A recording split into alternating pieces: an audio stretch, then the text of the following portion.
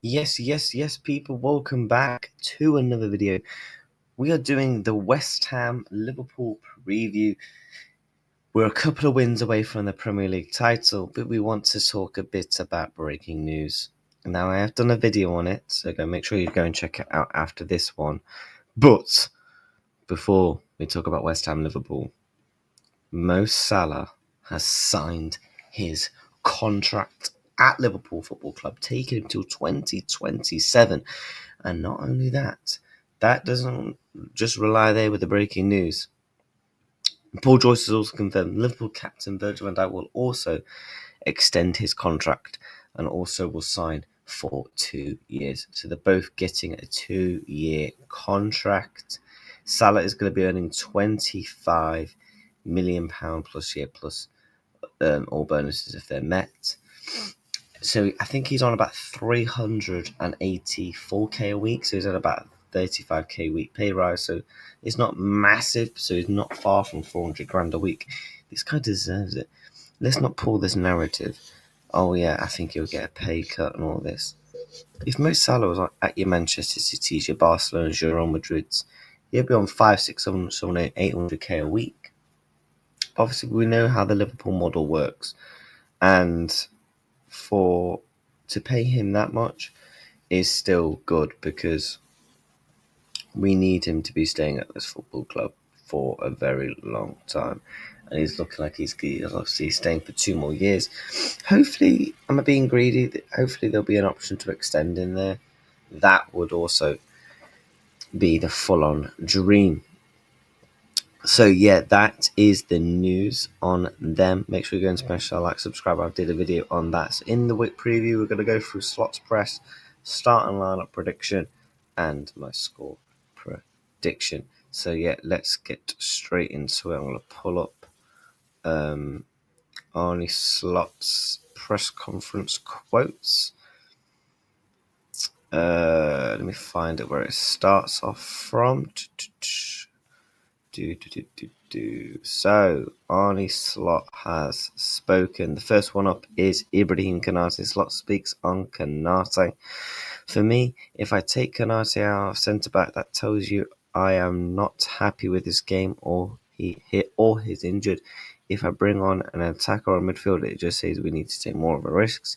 Imbru has improved on the ball, not that he was bad. He played a World Cup final. He has improved build-up to take him off at Fulham. It was for sure a player who can score easier than Ibu can. Taking him off at Fulham has nothing to do with where he is at. It was about taking more risks to score and create a goal. I don't know why people was over-exaggerating about Ibu coming off. Now, he had one of his worst games for Liverpool at Fulham, and Virgil van Dijk did as well. As a partnership, that was probably their maybe worst game in the space of like 15, 20 minutes where we got absolutely ragdolled and bullied. And obviously we ended up conceding 3 goals.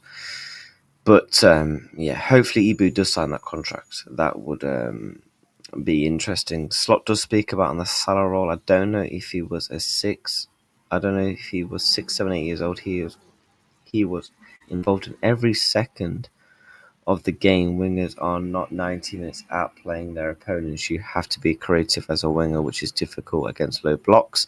So it is normal. Sometimes you lose the ball or one of your actions fails. He is a big threat. So yeah, he's obviously just speaking about what Mo can do for Ozil, Gakpo and Diaz. So glad he signed that contract. This one is interesting for me. Slot on planning, summer planning. I think if put myself in shoes of a player we want to sign, it is always nice that Mo is staying, so that can help us. But what helps us is we kept a quality player that scored so many goals in 7-8 years. You are judged on goals, so it is helpful having someone who can score. It's going to be interesting to see what Liverpool do up front, because I did see a few people saying that potentially the contracts could potentially hinder the transfer window business. But then I worked it out. It's actually cheaper to keep these 2 players on rather than spending. And you know what you're guaranteed with Mo and Virgil van Dijk. Moving on. So obviously Speaking on Salah again, Arnie Slot. I am a part of the process, but I don't deserve the compliments. It's Mo, his agent, and then FSG Richard. They all put in effort, which means money, but also effort. Every single day is always in, and the gym first. Of course, he is, man. And then obviously he speaks about the captain. I am very happy with Virgil this season. He has been incredible for us. Maybe some moments lately where he can do better, but the other 89 minutes, such as an important player, hopefully he can do the same and be our leader again. Virgil hasn't even played that bad in my opinion, compared to what some people think. He had a bad game against Fulham, but all in that, I don't think he's had a really particularly bad piece of form. For the fans, it is a relief. I knew a bit longer than things were heading in the right direction. It's also a compliment to Richard Hughes, and obviously, Anfield sector was putting out the quotes. Liverpool took the position that whatever deal was reached could not compromise their financial model as they look to strengthen the squad in the summer, which is good. For getting the money and the necessary to get Salah renewed. It seems Slot, Hughes and Edwards all convinced Salah and Van Dijk of the project over the next 2 years. This is absolutely massive. Absolutely massive that they're both staying at the football club, and it's not going to hinder potentially our transfer business.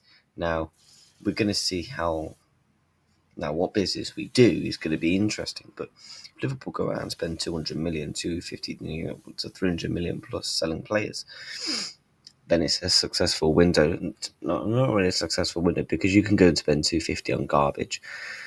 But if we go and get a Kirk as a centre back and 2 forwards potentially in midfield, well, that's a 10 out of 10 window in my opinion. And while keeping Virgil van Dijk and Mohamed Salah at the football club, for me, Slot has come in and he's got a winning mentality straight away. And that is what I like of some managers. Some managers wants to come in, steal the ship. Legendary managers gone. Arne Slot has done all that while having the mindset to keep winning. And you have to credit Arne Slot as well, because every single press conference for months and months and months and months and months, getting asked about Mo Salah, getting asked about Virgil van Dijk, Trent Alexander-Arnold, when are they going to sign this and that. And he's always kept calm and composed about the whole situation. Fair play and big ups to Arne Slot. So there were some of his quotes that he said in the press conference today. Now let's speak a little bit about West Ham. Now, this is our team form going into the game. West Ham, 1 win in 5 against, and that was against Leicester City, losing to Newcastle. 1-1 against Everton, losing to Wolves, 2-2 against Bournemouth. As for the Reds, last 5, beating Southampton, knocked out the Champions League, losing the cup final, beating Everton in the derby, and then we go and lose. So, yeah, I think how many times we lost on Dana this season? 5 times? That's not bad. 5 times in his first season. Injured and suspended players for West Ham. Obviously, Mikel Moraine, obviously what happened to him in the car crash, get well soon. He's obviously going to be out. And Somerville, as for Liverpool, Tyler Moulton, Trent Alexander-Arnold and Joe Gomez. The table stands as if Liverpool win, they can go to 76 points, and West Ham, they're comfortably going to be staying up. For them, their season's basically on the beach. It's all about planning for next season for them. Their top goal scorers this season has been João Byrne on 8 goals and 5 assists. As for Liverpool, the legend himself, of course, 27 goals and 17 assists for Mo Salah in 31 played matches.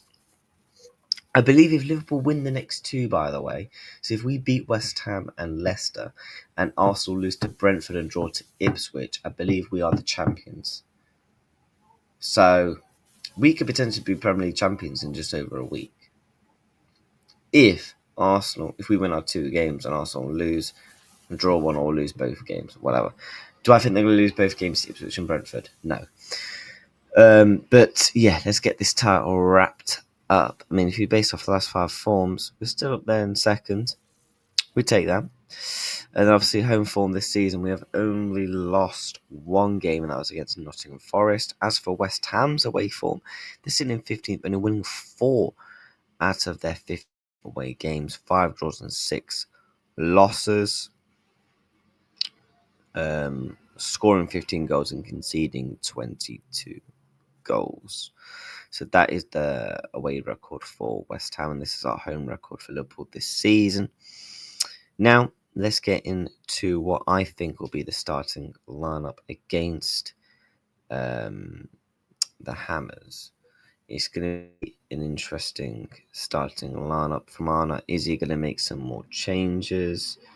What is he going to do?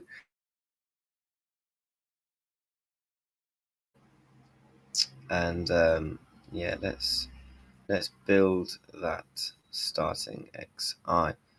Right, let's go to this.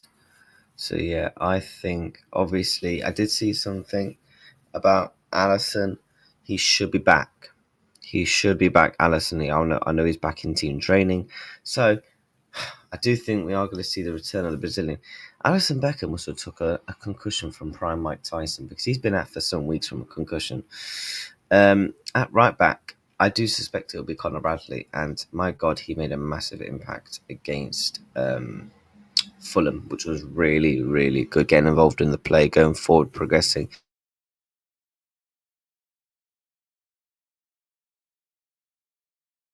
At left back, I do think it will be man like Ander Robertson, who, by the way, his contract's actually up in a year, which I do think he will leave on a free. The two centre back partnerships, the newly signed Virgil van Dijk, I do think will start. And Konate. Hopefully, we can get his contract situation resolved, because again, I'm not going through this whole situation flipping Virgil, Salah, Trent all over again. No, thank you. In the midfield, I do think it's going to be Gav, and I do think it's going to be Alexis McAllister, very much not Trent. Very easy to predict. Off the right,